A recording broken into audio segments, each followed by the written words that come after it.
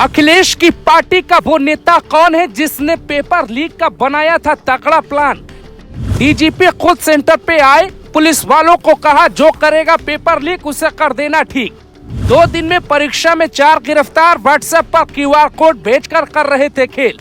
लाखों पुलिसकर्मी, सैकड़ों ड्रोन और दर्जनों निगरानी सेंटर को धोखा देने का ऐसा प्लान सपा नेता ने बनाया था कि खुलासा होते ही पूरे महकमे में हड़कंप मच गया।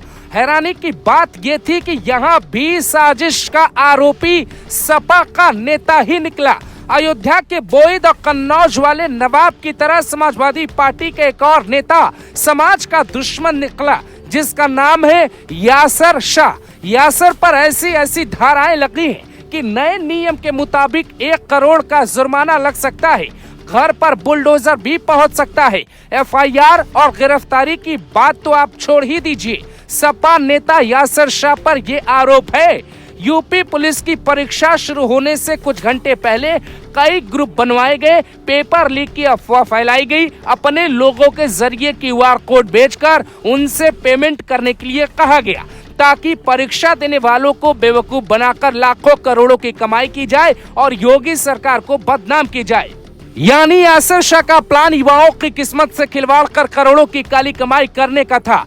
और ये कोई मोहित की तरह सपा का छोटा मोटा नेता नहीं, बल्कि खुद विधायक और मंत्री भी रहा है।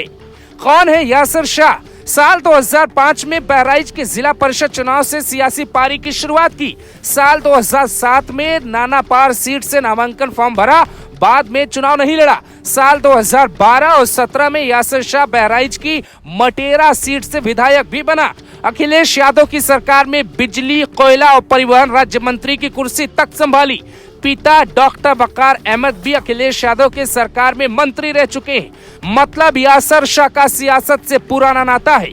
फिर इस तरह की हरकत क्यों की, ये बड़ा सवाल है। यासर शाह की तरह लखनऊ में अनिरुद्ध मोदवाल नाम के लड़के को भी पुलिस ने पकड़ा है जो टेलीग्राफ ऐप के जरिए ठगी की कोशिश कर रहा था। हैरानी की बात यह है कि योगी सरकार की सख्ती के बाद इस बार जालसाजों ने अपने खेल में कई पुलिस वालों को भी शामिल किया, जिसे यूपी STF ने गोरखपुर से पकड़ा है। वो CM सिटी गोरखपुर में छिपकर प्लान बना रही थी। बकायदा उसके घर पर ही इसकी डील चल रही थी, जहां ये साफ हो जाता है कि जो पैसा देगा उसे पास करवा दिया जाएगा। योगी सरकार के ईमानदार सिस्टम को धोखा देकर नौकरी दिलवाई जाएगी, ऐसे झूठे वादे किए जा रहे थे। लेकिन उसके पहले यूपी STF ने समय रहते ही दोनों को पकड़ लिया। यहाँ तक कि एक मुन्ना भाई भी सेंटर से पकड़ा गया जो दूसरे के नाम पर परीक्षा दे रहा था। मतलब एक नहीं कई किरदार इस बार पेपर लीक करवाने में लगे थे। सख्ती का नतीजा ये हुआ कि पहले दिन करीब 32% अभ्यर्थियों ने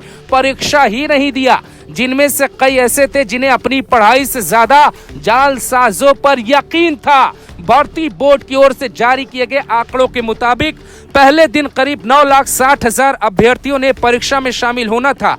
कुल 8,19,600 अभ्यर्थियों ने पहले दिन की परीक्षा का एडमिट कार्ड डाउनलोड किया, लेकिन 6,48,435 छात्रों ने ही परीक्षा दी।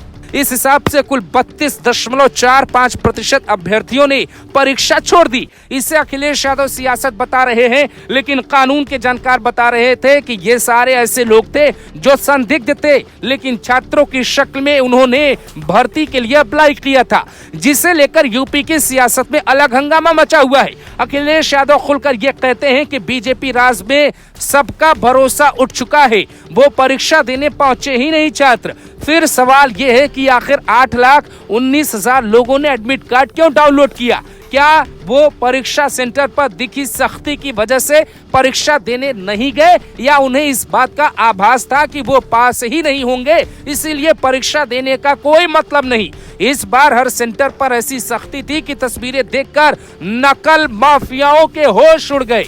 ये तस्वीर लखनऊ के एक सेंटर की है, जहां पहुंच के डीजीपी प्रशांत कुमार परीक्षा व्यवस्था का जायजा ले रहे हैं और अधिकारियों को समझा रहे हैं कि जो भी पेपर लीक की कोशिश करे या फुल प्रूफ परीक्षा में रुकावट डाले, उसे तुरंत ठीक कर देना। बावजूद इसके सपा नेता पर ऐसी प्लानिंग रचने के आरोप लगे हैं जिन पे अब सख्त एक्शन होने की उम्मीद है। इस बार यूपी पुलिस सही से परीक्षा संपन्न करवाने के बाद उन आकाओं की तलाश करेगी जो इस तरह के गिरोह का साथ निभा रहे हैं और युवाओं के भविष्य से खिलवाड़ भी कर रहे हैं।